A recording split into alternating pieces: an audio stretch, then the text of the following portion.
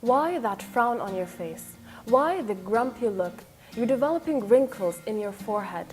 Now, I understand it's Ramadan. We're all fasting, we're thirsty, and there's so much traffic en route to work and on the way back home. But that is not an excuse to manifest that grumpy energy to people around us.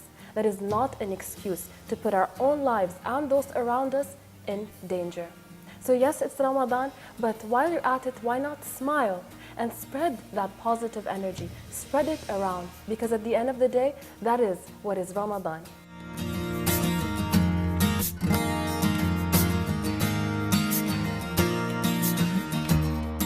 Hello everybody. So I'll be talking to you today about your iftar meal, this very festive and big meal that everybody is waiting for after this very, very long day. What should we have for our iftar? Now, we've spoke about your iftar contents before, what you should include and what you shouldn't include. But maybe today I'll be useful to you by giving you more tips and more information on how to prepare those dishes that we have in front of us and how to help yourself get away from all the options that you have in front of you. Now, I know it's iftar time and I know you'll be out at your gatherings with your families and you have this very big table in front of you. There's so much variety and everything looks so delicious. And not only that, if you don't eat, your relatives and your friends will be upset because you didn't taste their dish. So what should we do to this? With the pressure of our feeling of hunger, with the pressure of our beloved ones and our families, maybe our moms, our mother-in-laws are pressuring us to taste their food. I mean, there's no harm for tasting, but one key thing is to make sure you're having the right portion. Portion control. Keep your portions very small for you to ensure that you are tasting from everything. Now, I want you to take a moment and think about how your body operates. Trick your body. So your stomach needs to be filled. And eventually, once you start filling your stomach, you are starting to give your brain the signals of satiety or that you are feeling full. So what we fill that stomach with is really important. And this is why I've told you before that you should start by taking 1 to 2 pieces of dates. The maximum you should have is 3. And this will give your body the sugar you need. That we're done with. And then what comes next? Why are we offered the soup?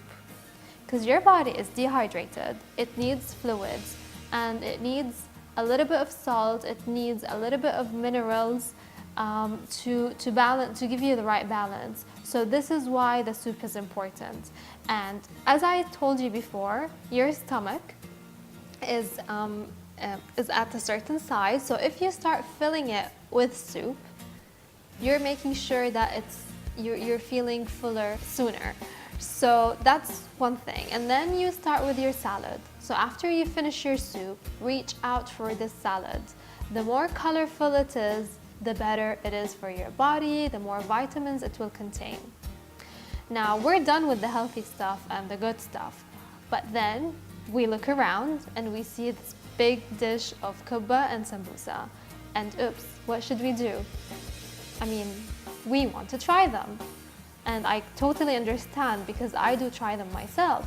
However, there's a big difference when you consume 10 pieces or 5 pieces or 1 piece. So always keep in mind to portion control. You can taste 1 instead of 5. That would really help reduce the amount of calories you are having. And I told you before that you can have your sambusa or your kubba baked. Just put it in the oven put a little bit of oil on it, and this will also reduce the amount of calories there is in it. Now, I'll tell you more about your iftar meal, but stay tuned after the break.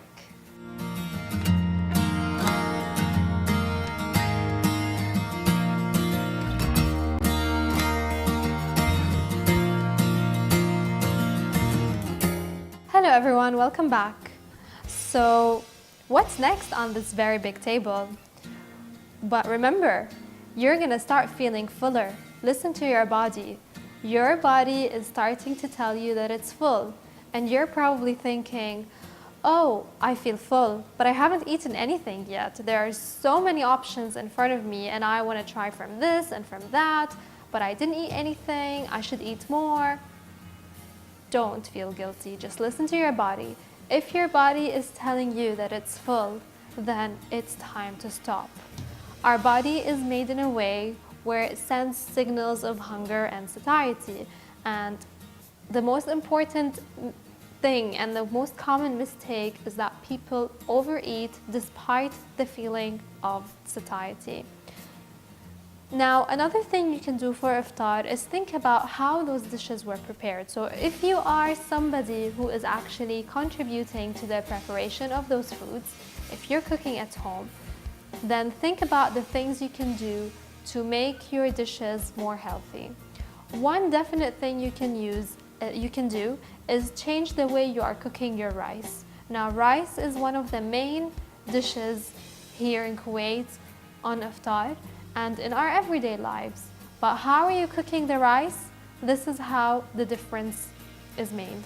So instead of adding ghee, instead of adding lots of butter and lots of added fat to it, try to switch to the liquid fats. What do I mean by liquid fats? I mean by vegetable oils, like corn oil, vegetable oil, sunflower oil, and add a very small amount to your cooking.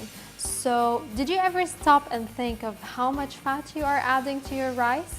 Did you add 2 spoons, 3 spoons of ghee, or did you just add 1 small teaspoon?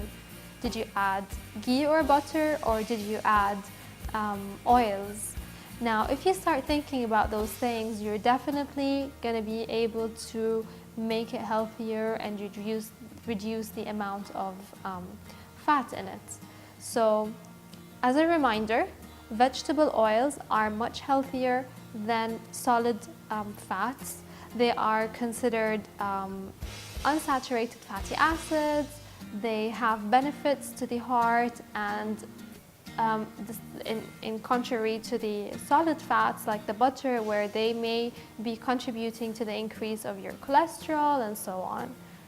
So reduce the amount of fat in your cooking, and this is one simple thing that you can do. And the same goes for your tashrib dish. Your tashrib dish can be cooked using less amount of fats. You can add whole grain bread to it instead of adding the regular bread, so you can do your own twist to make it healthier. Now, hope you found all this information useful. Again, make sure that when you cook your iftar tomorrow, to remember those tips and try to apply them. And when you reach out for your favorite dishes, portion control it, reduce the amount, and listen to your body. Listening to your body will help you have a healthier iftar meal.